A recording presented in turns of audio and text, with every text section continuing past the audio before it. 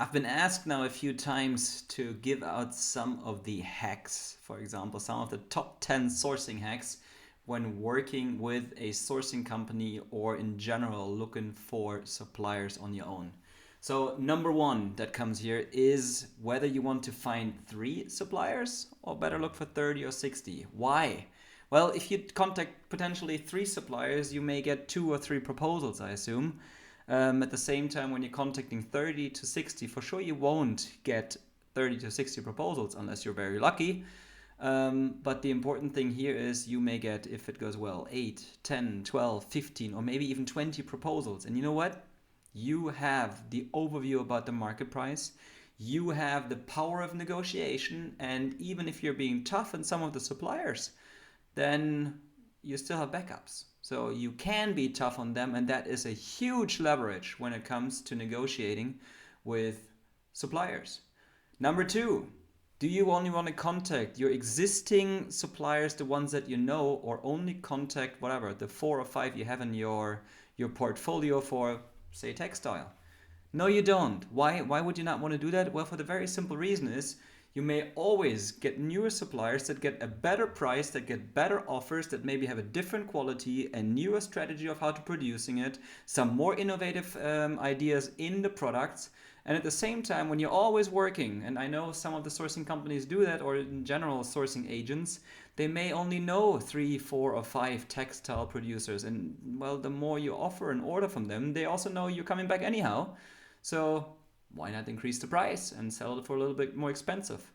Not only quality, not only innovation, but the point of getting better prices is definitely one of the reasons why not to only use only known suppliers.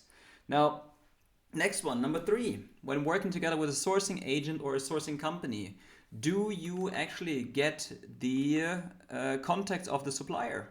There's nothing worse in the world than having a great selling product. It is really going through the roof, and all of a sudden, your supplier goes away, your sourcing company goes away, you get in a fight, you lose the contact, and you do not know who the supplier is. The supplier increases the prices, the sourcing company increases the prices, they always get a continuous percentage of that. And that is a big question. It's like, should you have the contact always to your supplier? You should. I do believe you should.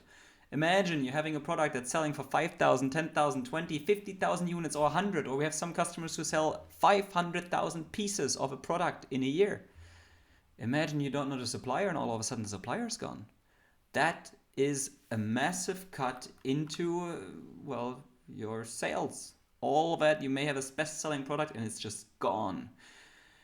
Is it possible, number four, to have fixed prices for sourcing? In my opinion, it's not. Why?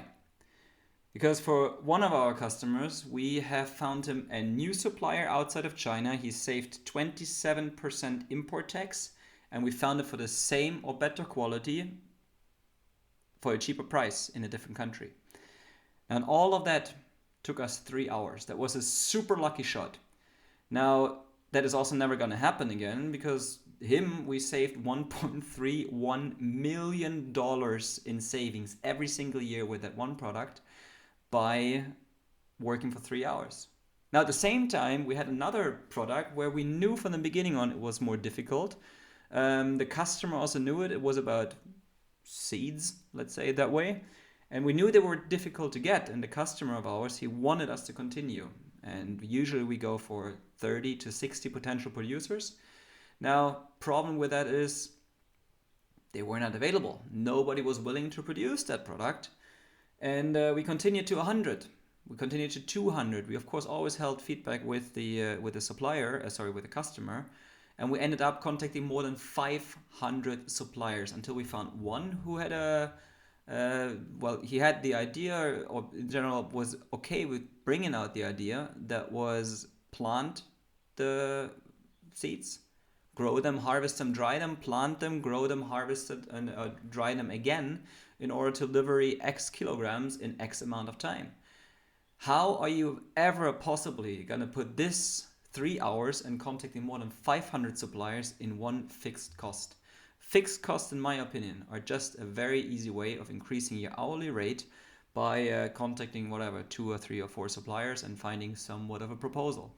You can't, products are so different. You can't put this with serious and reasonable amount of effort and real targets of achieving them and getting good prices into a fixed offer. Impossible. Number 5, a sourcing company or a sourcing agency, how do you make sure that they're not getting a bribe?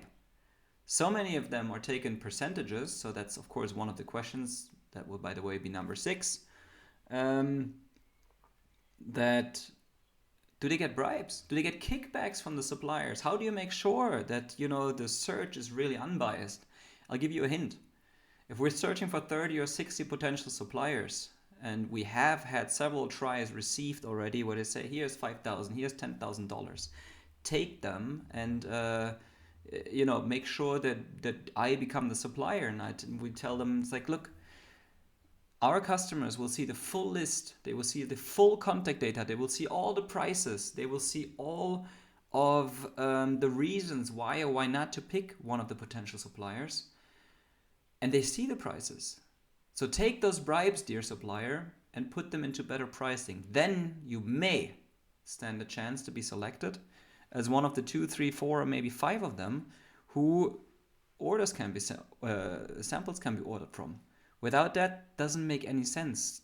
Those are questions you should ask. How do you make sure that you don't get any bribes? Or how can I be sure that you're not being bribed by a supplier to pick them for you? Now, number 6, like I said, 6, by the way, that's a Chinese way of saying 6. For us in Europe, it's more this.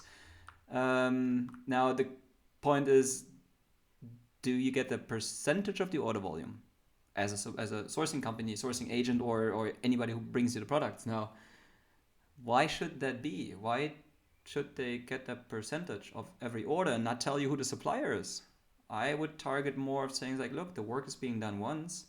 Finding the suppliers, you pay directly to the supplier, you get the contact directly of the supplier, and there's no need to get a percentage, because those percentages, they will add up over time. A lot over every order, and you still don't know who the supplier is. Now, that one comes the next one of, is the payment directly gone to the supplier, to the producer, to the manufacturer, or does it go through the sourcing agency to his bank account, and he maybe keeps 50% of whatever you pay, and the rest of the 50% go to the supplier? If you have the access and the payment details to the supplier directly, well, you make sure, of course, how much is being paid and really being paid from to the supplier. Now, and here goes number 5 again. You can control whether there's any bribes or not. Ask that as well. Quality control, number 8, and don't only do them with samples. We had a customer, before he came to us, he said, oh, Sebastian, I've done a big mistake. I checked the samples, I looked at them, I picked number 2 or whatever it was, right? And he went in and then ordered the products, and everything went through, production went through, preparation and all of that, shipping preparation, import preparation. The stuff came, a German customer. He imported the stuff and opened the container at home or in the warehouse then, and what did he notice? It didn't look like number sample 2. There was no mass production quality control done.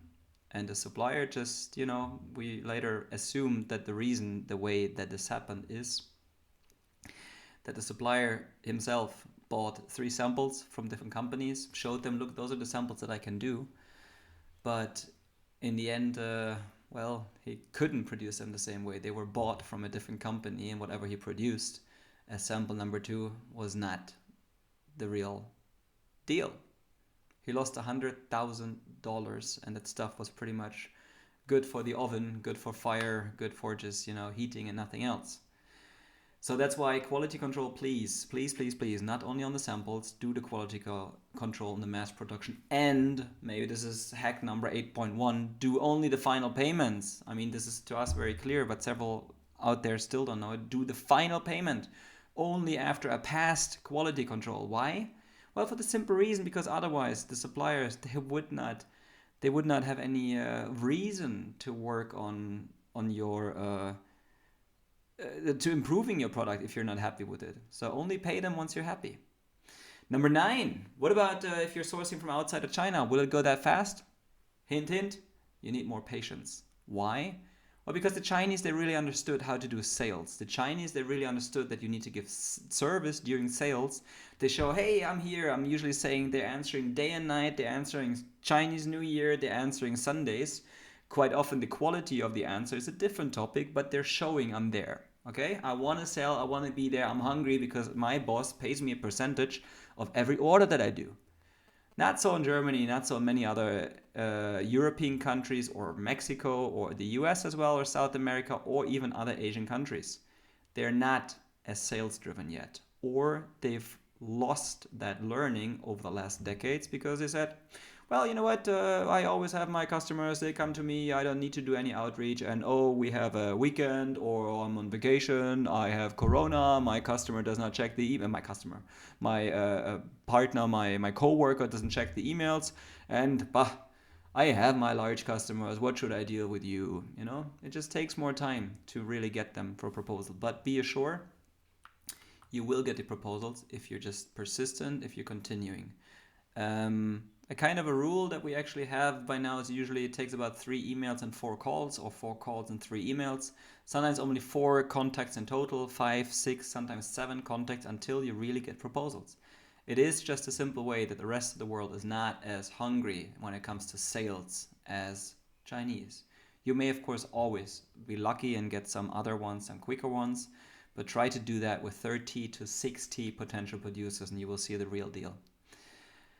Number 10, do not aim aimlessly or do not contact aimlessly, you know, like shotgun principle, and it spreads everywhere. No, instead, make sure that you pre-select the potential producers that you want to contact and actually want to get a proposal back from. Why? Well, imagine you find a way of how to contact like 200 potential suppliers who may or may not produce your product, and imagine all of them answer. There's a lot that you need to go through in emails. There's a lot that you need to go through to find out, okay, all of them answered now, or a big part answered, if you're lucky enough. So better pre-select, so later on you will have less work. And that's the same way, of course, as we do it for our customers as well. We look into getting a reasonable amount of proposals so that we have the knowledge of the whole market overview, the whole market pricing, and enough leverage to negotiate. But do not send wildly out 500 emails. Imagine they just all answer. You don't want to sit there and read those 500 emails. And I give you one additional one, top, number 11. And that's what we call the undercover hack.